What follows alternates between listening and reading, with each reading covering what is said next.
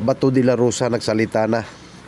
So pag-uusapan natin ngayon dahil talagang viral tong issue sa politika, lalong-lalo na sa ICC na gustong ipapasok ng dalawang congressman. So kung bago pa lang kayo dito sa YouTube channel ko, please click subscribe muna, pakita notification bell para lagi kayo updated sa mga bagong uploads na video na katulad dito. So bago natin umpisahan, intro muna tayo. Let's go!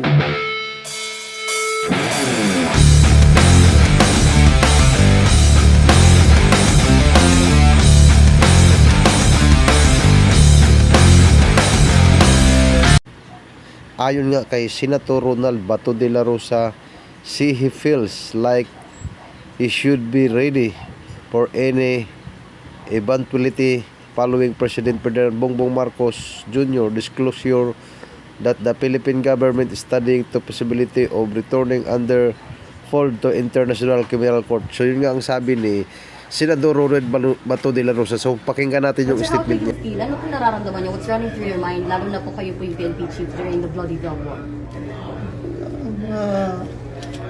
I feel that I should be ready.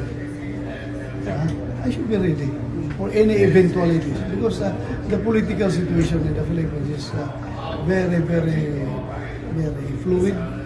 So I have to be ready. Ready na po kayo? Ready for Ready. what? Ready for what? Ready. When I say ready, ready to fire, ready to speak, ready to sing, ready to dance, ready lang. Anong gawin natin? Ready. You have Not to ready to escape. escape, ready to evade, no, ready to fight. Well, as I've said, I am willing to face Filipino courts. I'm willing to be tried by a Filipino court. But by a foreign body. But by a foreign body, I am not willing. I am not willing. But it is not an indicator that lalayasan ko kayo. Baka sabihin niyo, sisibat na sibato, hindi ako lalayas.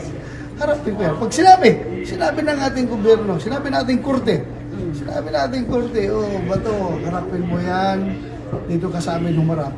Then, naharap ko. Harapin ko yan. Walang wheelchair, walang neck brace.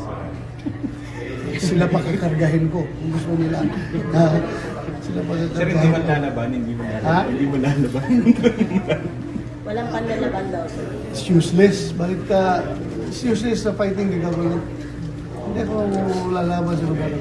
Sinabi natin gobyerno. Do you see it as backpedaling, changing of position on this particular matter? Well, if the president says categorically he's allowing ICC to come in and make the investigations, then that's backpedaling. But when he says just studying, maybe